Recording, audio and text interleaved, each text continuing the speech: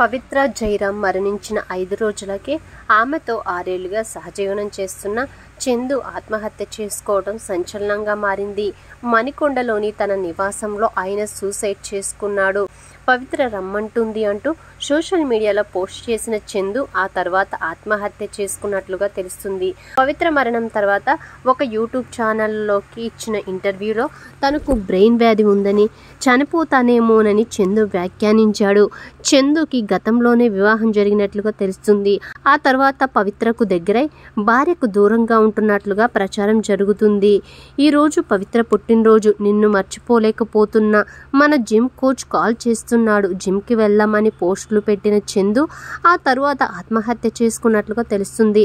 పవిత్రతో గత కొంతకాలం నుంచి సహజీవనం చేస్తున్న చందు త్వరలోనే వివాహం కూడా చేసుకోవాలని భావించినట్లుగా చెప్తున్నారు.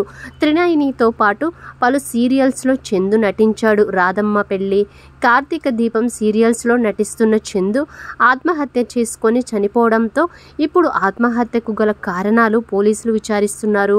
ఈ సూసైడ్ కేసు ఇన్వెస్టిగేషన్లో చందు వాట్సాప్ చాట్ కీలకం కానుందని తెలుస్తుంది. పవిత్ర జయరాం మరణం తర్వాత చందు నిరాశలోకి వెళ్ళాడు.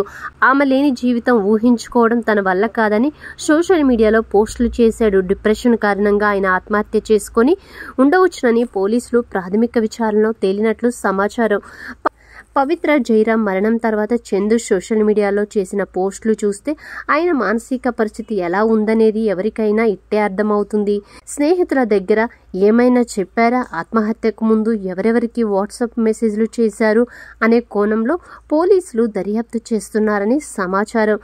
పవిత్ర జయరాం చంద్రకాంత్ మధ్య కెమిస్ట్రీ చూసి ప్రేక్షకులతో పాటు టీవీ సీరియల్ యూనిట్ సభ్యులు సైతం నిజ జీవితంలోనూ వివాహమైందని నమ్మారు. అయితే 6 ఏళ్లుగా వాళ్ళిద్దరూ సహజీవనంలో ఉన్నారు. త్వరలోనే పెళ్లి చేసుకోవాలని ప్రణాళిక వేసుకున్నారు.